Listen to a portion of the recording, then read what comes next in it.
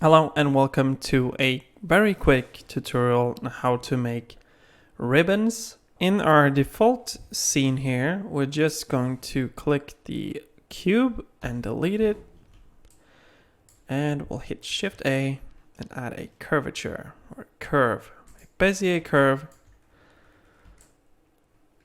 And we'll make sure that our curve is selected, and we'll go to our Object Properties panel here and go to Geometry and extrude it. Now we can see we have a short ribbon that we can work on and extrude. So first of all, I want to increase the resolution of our ribbon, and I'll do that in the resolution preview. Click this and hit 30 and enter. Now click my ribbon and I hit tab. So to extrude your ribbon, press E to extrude, and that's how you make the ribbon longer. Make sure to work from both the top view, the side view, and the front view when doing this, so you get more of a three-dimensional looking ribbon. I'm just going to move these anchor points around so I get a more of a contour in my ribbon here. So this is a very quick way to make a ribbon. I will set up a camera quickly. I'll make this a bit longer first. Press 7 and E to extrude, rotate. Just make a squiggly line like this. If you want the ribbon to merge into one another, just press the last vertex on both ends and hit F, and you'll fill in, and you have this like this belt almost, or this rope rather.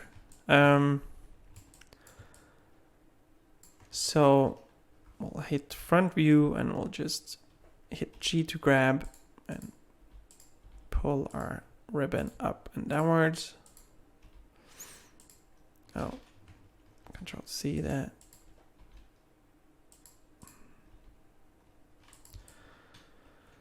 Something like that. That's a good starting point.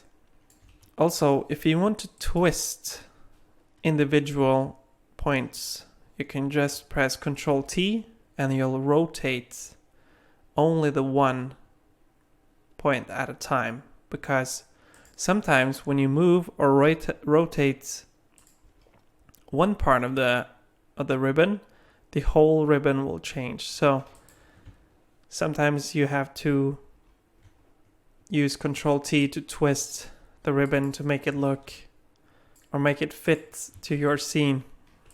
So I'm happy with this ribbon I got here. So I'm just gonna set up a quick scene, grab my camera, Alt R, RX90, enter, click the move button here, drag that down, and drag that to the left. Now I'm just going to duplicate my window, hit 0 on the side, and left click on my ribbon, pressing 7 for number pad, R to rotate, and I'll just grab it and drag it backwards. I'll hit 1 to see the front view, and I'm just going to duplicate my ribbon, rotating it using the same exact model to make my very quick scene with ribbons here. I'm just rotating this ribbon to make my lines, pulling this downwards over here, rotating. So now we have a ribbon mess of a scene, and we can just hide this panel pressing N and T, scrolling in with my mouse wheel, and then we'll click these two guys and hit set and render. Now we can see our render view. Now we're going to add some materials to our ribbon.